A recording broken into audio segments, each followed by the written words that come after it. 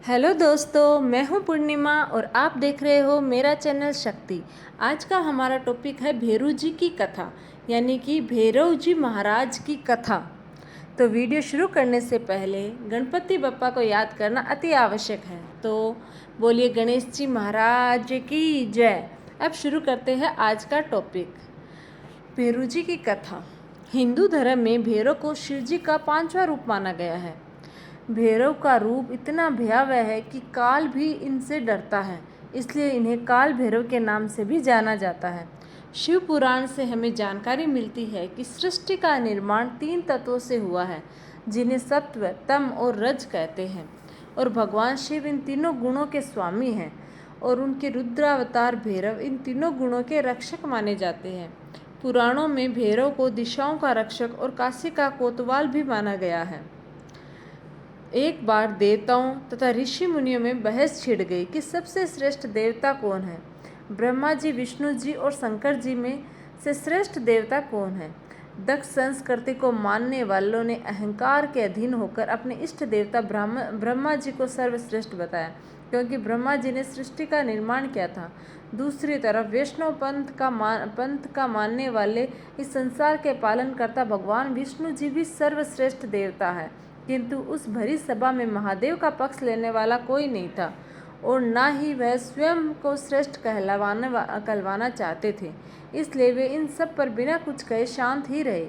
किंतु ब्रह्मा जी के 5वें सर को उनकी चुप्पी पसंद नहीं आई और वह अहंकार के अधीन होकर बोल पड़े कि यह असभ्य सा दिखने वाला बैरागी भी देव कैसे हो सकता है। इसे ना तो इसके कुल का ज्ञान है और ना ही इसकी कोई जाति है। यहाँ तक कि इसके पास तो तन को ढकने के लिए वस्त्र तक नहीं है। ऐसे में भला कोई इसे श्रेष्ठ देव कैसे मान सकता है। इस प्रकार के घोर अपमान के कटु वचन सुनकर श्री महादेव चुप रहे। वे जानते थे कि सभ्यता के विकास और इस संसार के उद्धार के लिए अहंकार की कोई जगह नहीं है। इस कारण वे जानते थे कि वेदों के ज्ञाता ब्रह्मा जी के 5वें सर को नष्ट करना ही होगा, क्योंकि इसके रहते वह कभी भी पूर्ण या पर ब्रह्म नहीं हो सकते। उसी क्षण शिवजी का शरीर थर थर कांपने लगा और देखते ही देखते उसमें से एक काली सी आकृति प्रकट हुई, जो देखने में इतनी भयानक थी कि कई देवतागण वहां से भाग गए। तत्पश्चात उन्होंने ब्रह्मा जी के अहंकार रूपी 5वें सर को अलग कर दिया। इस प्रकार सृष्टि के रचयिता ब्रह्मा जी दोष रहित हो गए, परंतु भैरव के इस कृत्य से उन पर ब्रह्म रूपी पाप चढ़ गया और एक हत्या रूपी आकृति उनका पीछा करने लगी। इस प्रकार वे इससे बचने के लिए तीनों लोकों में भटकने लगे। भटकते भटकते कई वर्ष बीत गए। फिर उन्होंने अपने इष्ट देवता शिव जी का ध्यान किया और मदद मांगी। तब महादेव ने कहा कि उनके प्रिय नगरी वाराणसी में जाए और उक्त स्थान को अपनी निवास स्थली बनाए, क्योंकि यह एक पवित्र स्थल है। वहां पर जाने मात्र से ही पाप नष्ट हो जाते हैं। और उन्होंने वैसा ही किया। वहां प्रवेश करते ही उनके पाप रूपी हत्या नष्ट हो गई।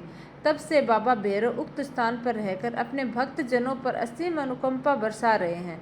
बाबा भैरू जी के 8 रूपों का वर्णन मिलता है, जिनके पूजन और स्मरण मात्र से ही भक्तों के कष्ट दूर होने लगते हैं। बाबा भैरव के 8 रूप कौन कौन से हैं? क्रोध भैरव, अतिसांग भैरव, चंड भैरव, रूरू भैरव, उन्मत्त भैरव, कपाल भैरव, भीषण भैरव, संहार भैरव। कालिका पुराण में भी भैरव जी के महादेव का गण बताया गया है और इनकी सवारी कुत्ता है। भैरव जी को तंत्र मंत्र विद्याओं का देवता भी माना जाता है। इनकी कृपा के बिना तंत्र साधना अधूरी रहती है। काल भैरव की पूजा अर्चना करने से परिवार में सुख समृद्धि रहती है और स्वास्थ्य की रक्षा होती है। तो बोलिए भैरव जी भगवान की जय। तो अगर आप लोगों को वीडियो अच्छा लगे तो प्लीज़ लाइक, शेयर और सब्सक्राइब ज़रूर कीजिएगा। धन्यवाद।